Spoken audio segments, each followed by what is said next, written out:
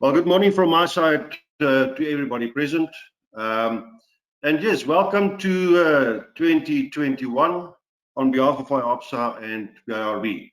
So we were all waiting in anticipation, and we thought, 2021 is going to be different. And I think we got a couple of surprises.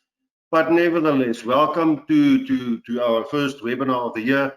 And let's make the best of whatever our situation is. So I think the only thing that really changed is that there's one digit that has changed when you write a date. But let's move on to the next. So guys, it is obviously not business as usual. There's a couple of things that has been added in the last 9 months since COVID has started, which obviously influences what we are doing. So now as from April, March last year, we need to be more vigilant regarding the regulations and the limitations in terms of COVID.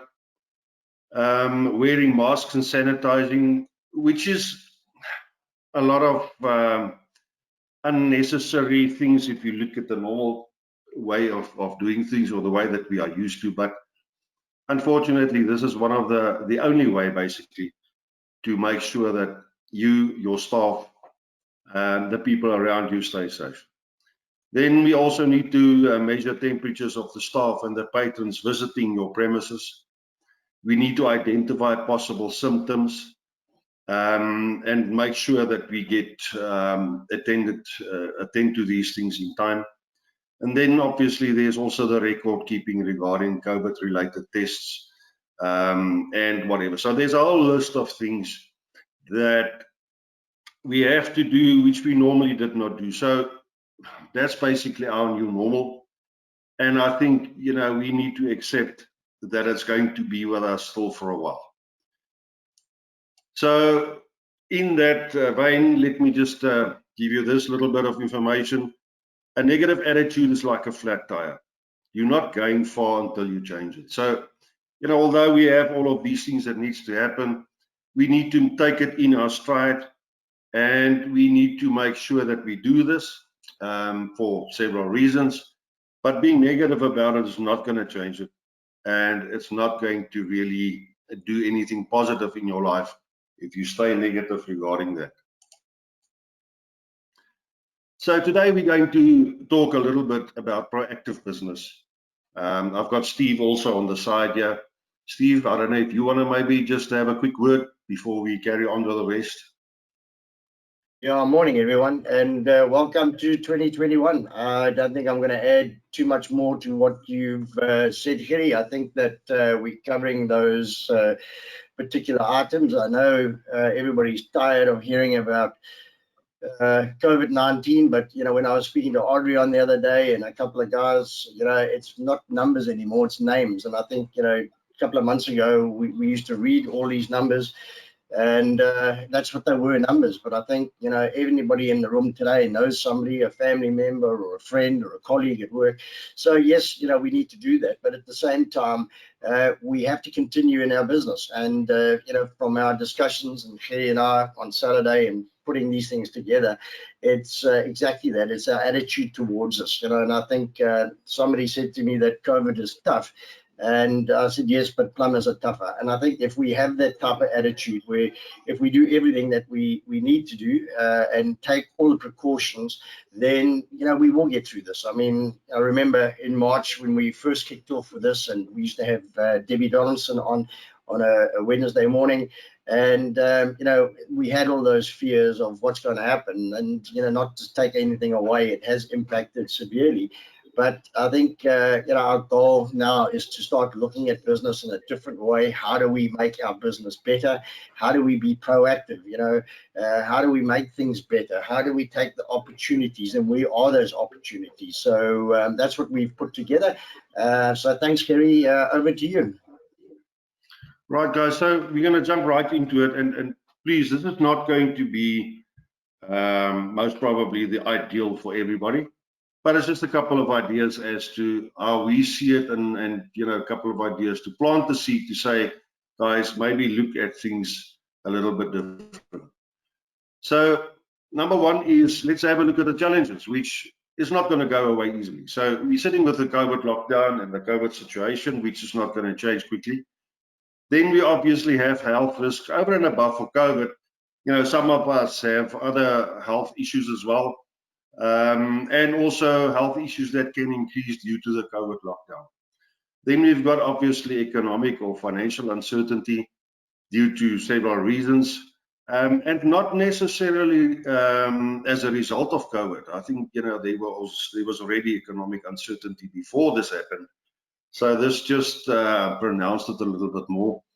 And then we've got obviously the Eskom situation with load shedding, ailing or failing water infrastructure. Rising costs, I think, is one of the big ones where, you know, everything, all the prices are increasing, although, you know, fuel prices are increasing, although it sometimes comes down, the cost of living never comes down. So, and then I think one thing that is maybe a bit more attached to the COVID thing is the availability of materials and equipment, which seems to become quite a big problem. So these are the challenges, and, you know, we have it out there, we know about it. But again, you know, if we go back to my little screen earlier, if we stay negative, we're not going to go anywhere. So let's see what we can do. So guys, why do some businesses grow while others survive or close? And in my opinion, and a couple of guys in the room, is proactive business is the type of business that will grow over and above whatever the situation may be. And a reactive business is the guys that are just surviving. Now, what is the difference between proactive and reactive? Now, proactive is being ready or prepared for any opportunity or eventuality that may arise. So in other words, you're there, you're ready, you are waiting for these things to happen. Reactive is waiting for an opportunity, waiting for somebody, waiting for an eventuality to occur, forcing you to take action. And I think that's the big difference between businesses being, you know, up there and some businesses being down. So how can we, or how can I as the business owner be proactive? Number one, I think one of the big things is serviceability of your vehicles, your tools, and your equipment. Now, guys, we all know, you know, first impressions does a lot for people. So if your installers arrive on site with a bucket that's falling apart and it's dirty and it's squeaky and creaking, then already I think your client is going to think, wow, what did I do? So as far as tools and vehicles are concerned, I think it's very important that you need to ensure that these things are working properly, that it's tidy, that's clean, and that the vehicle can actually reach the person and not break down along the way. And, you know, these things happen, but if you are prepared and your vehicles are being looked after, then obviously that's going to make things a lot simpler. Then ensure that your materials and fittings and your tools needed are on hand. You know, it oftentimes happens that you get on site. Steve actually mentioned the other day he did an audit and the guy wanted to fix the tap on a basin and he did not have a basin spanner. He was trying there with a gas plier to try and sort these things out. As we all know, there are certain tools that are made for specific reasons. So make sure that your guys have all the equipment and the correct tools and also the tools in a working order so that they can actually do this job.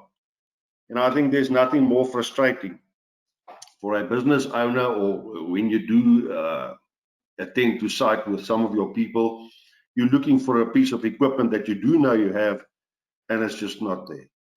Important, guys. Make sure that you have these things. Then carry stock in your vehicle of commonly used items.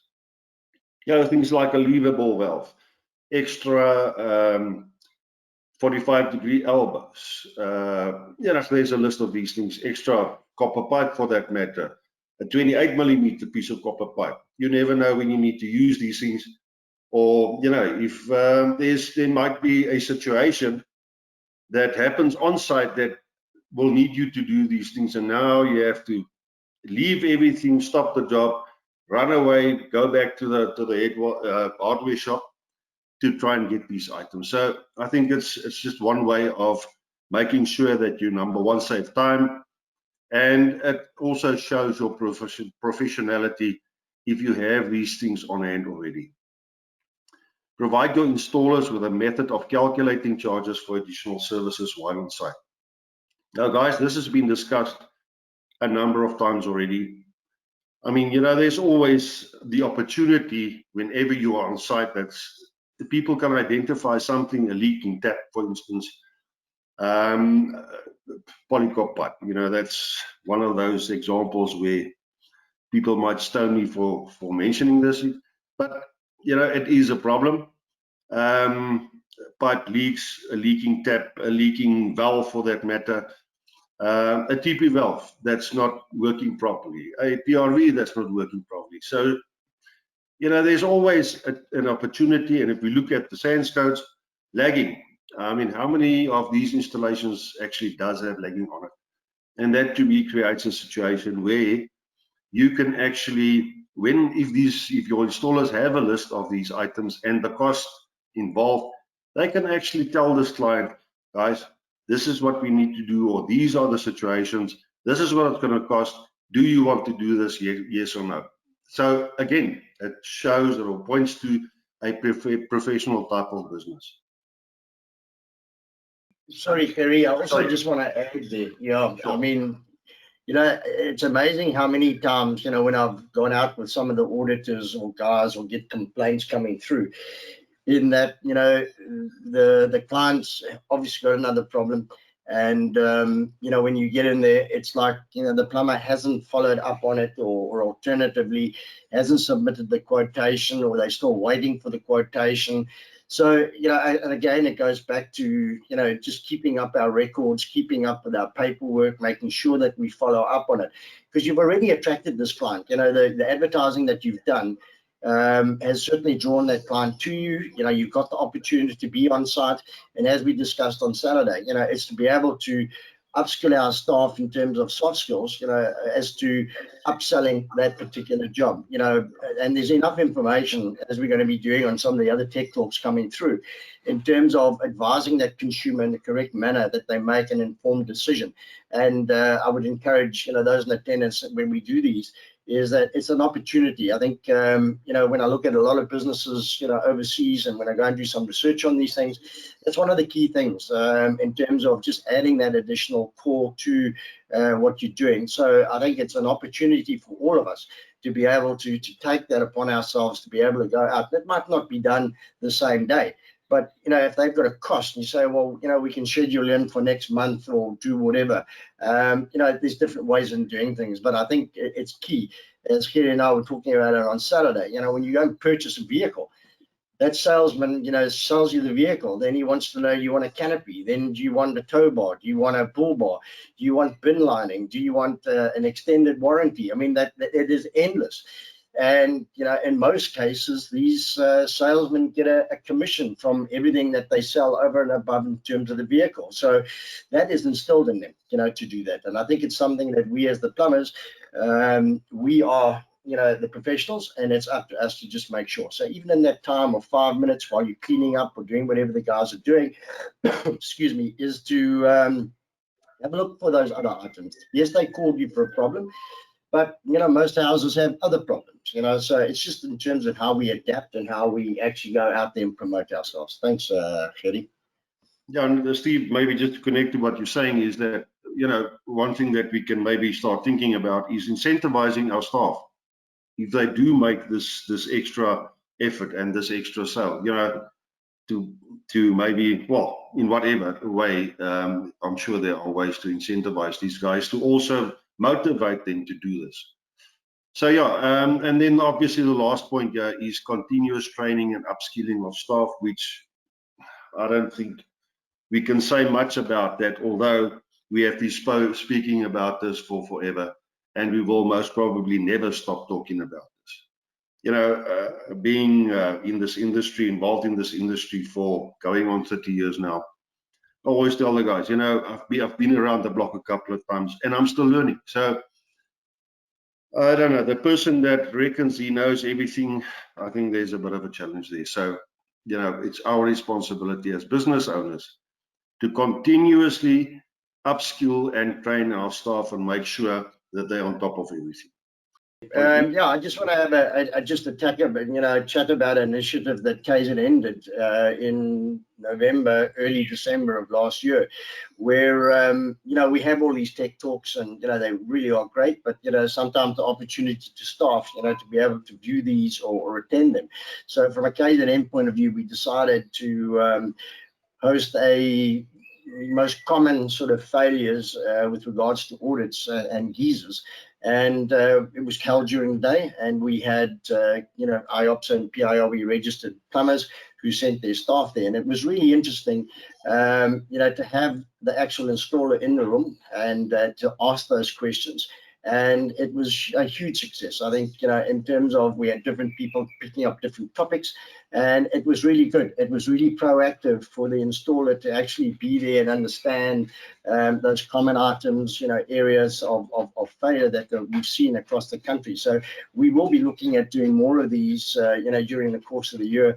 But again, it was just great for the plumbing companies to be able to let their staff go out for 4 hours, in terms of the session. But the feedback coming back from the plumbers or the owners of the companies was like really positive, because again, we all know, our staff will listen to somebody outside saying the same thing, but take more cognizance of it if it's coming from a private individual.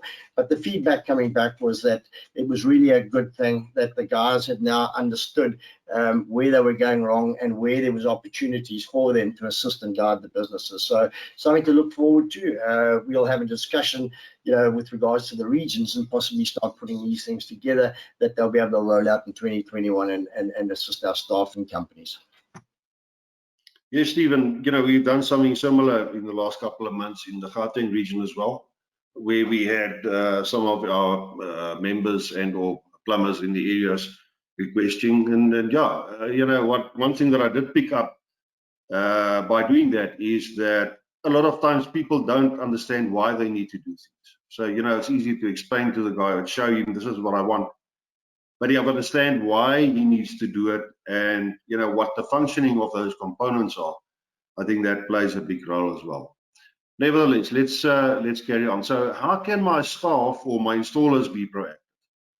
And not only staff and installers, and I think this all connects back to the business owner once again, is the availability and the knowledge of the SANS codes. And I cannot stress this enough. People has in the past, after or during webinars, asked, is there a manual for plumbing? What can we make a manual available? And in all honesty, my opinion is that your SANS code is your manual. So if you have knowledge of the SANS codes and you're on top of that, then I think life will be much easier for everybody. Then also ensure that the installers have a copy of the compliance tables, which is available on the IOPSA website, as well as the non-compliance notices. Now, what some of the guys are doing in the region, is to take that compliance table, print it out, and laminate it and give it to the installers. It's always a point of reference. It helps them to be on top of their game, helps them if they're not sure what to look for. So it's just basically pointers. Then obviously educate your installers and your staff to identify possible risks that may arise or already exist. How many times do you, after the plumber's been to a site, get there and you look around and then you see all of these things like venting on the drainage system, leaking taps, something similar or stupid, like for instance your diffusers on the taps and the shower heads that's blocked due to them working on the pipes. And sometimes it's a simple thing like that, where if you give that information and show the client how to do this, it changes the whole attitude towards you as a plumber, towards your business. So I think we need to maybe sharpen up the guys or our staff a bit more, and even your admin staff at the office. something stupid like the guy says, yeah, there's a pipe leaking. What type of pipe? I don't know.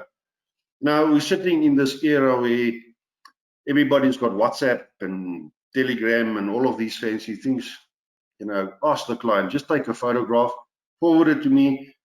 By doing a simple thing like that, you can already identify what's going on while you're sitting in the office. And what do you do to prepare? When you get on site, you're ready, you know exactly what's happening. So, you know, it's small things that I think can help you and assist you to change things around, to be positive and to be more professional.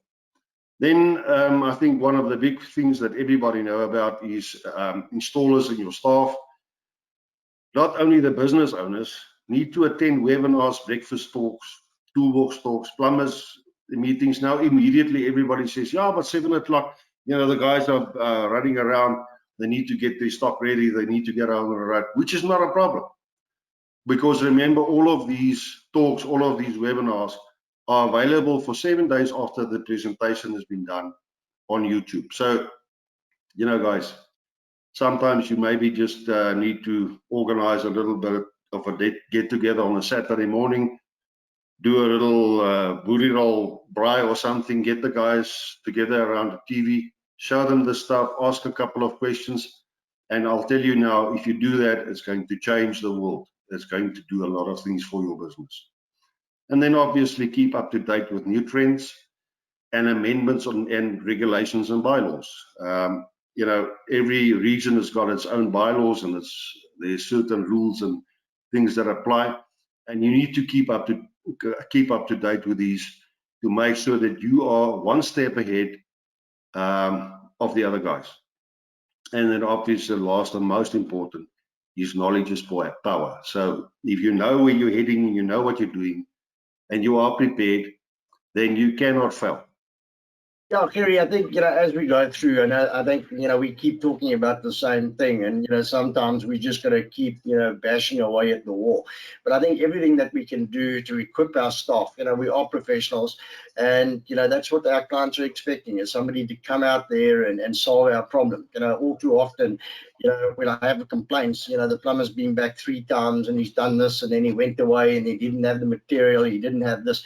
So that communication, you know, is key between staff. And it's, you know, with WhatsApp and everything else and the technology that we have, you know, in my day, it was a pigeon we had to send out, you know, and hopefully it found the guy, and, you know, we had radios and beepers and try and find. But in today's, you know, society, you know, there's communication is one of the things that is so easy. I mean, you can put a WhatsApp in and get it to, you know, 500 people, you know, whatever. But I think for me is that, you know, the better we are. I mean, if we went to a doctor or an attorney and we sat down and we're paying big money, and the guy's going, yeah, yes, I'm not sure, you know, I don't know, it might be or it might not be.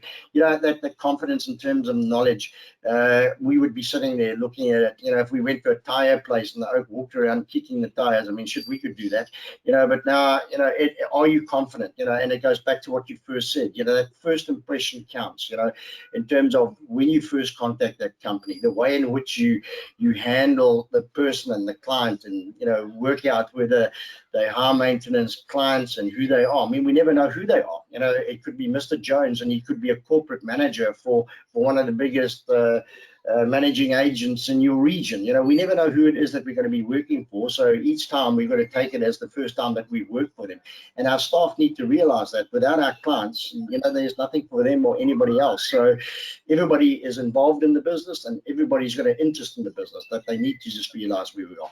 But that knowledge is power, as we said on Saturday, is the key thing. You know, we need to be up to date with trends and changes within the industry. It still amazes me where I have plumbers phoning me and saying, but when did this 245s come into play? That was in 2012, guys. You know, that's the reality, because it hasn't been, you know, kept up to date. But, you know, I think this year, if we just have that mindset of change is inevitable, we need to embrace it, we need to make it work for us, and we need to just make things happen. Yes, and Steve, you know, if you don't keep up with the trends, obviously you're falling by the wayside, and that's why a lot of businesses are, you know, battling. And coming back to the sense codes, I must be honest with you guys, it sometimes becomes frustrating when a plumber that's been in the industry for 20, 30 years phones you up to say, what does the SANS code say about this? Guys, really, I cannot stress enough. You need to be up to date. It's like an attorney, like an accountant. You go to an attorney's office and there's shelves and shelves full of books. It's not that he knows everything that's in there, but he's got a point of reference. So he knows exactly where to look for it and he'll be able to help you. So, okay, but be that as it may. So keep up to date. Keep your staff informed, which is, I think, even more important than anything, is if your staff have the confidence to assist and to advise people, then it just makes life easier. So guys, we've basically reached the end of this presentation. Steve, let me give you the opportunity first to say a couple of words in closing. Yeah, I think, Kerry, thank you very much for this morning. I think, again, thank you to everybody who's attended this morning and to Karim. Just to, re-emphasize where we are. It's going to be a tough year, but we're tougher. And I think with the amount of support, between IOPSA and PIRB, just to reiterate that we are there, we do tend to get frustrated with the same questions. It's sometimes rather frustrating when you've had a tech talk or you've had a business 101 and during the course of the next 3 days you get asked the same sort of questions that you answered during the course of the week. But again, I just want to thank everybody. Just be safe, look after yourself, take these things to heart. If there's anything that you believe from an IOPSA or a PIRB prem review that you would like to see discussed during the business 101 talks for 2021, please just drop us an email and we'll make every concerted effort to deliver some training on those particular points. But thank you very much and have an awesome week. Now, from my side, guys, also just reiterating what Steve said. Now, if there's any suggestions, any topics, anything that you want us to address, please let us know. Pop an email or WhatsApp or whatever the case is. Let us know. Let's see if we can attend to these things and try and assist you more and better in the year to come. So yeah, we obviously all know about the challenges, but one last thing that I can just say is that remember, if you have a positive attitude, you cannot be negative. So if you stay positive, you might get sidetracked at points times, but sometimes you just have to look at the situation, stay positive, do what you need to do, and drive forward. But thank you very much for your attendance, and I hope and trust that all of you will stay safe, wear your mask, sanitize, do what you need to do, keep your eyes open for certain risks, and have a good time. Thank you very much. Bye-bye.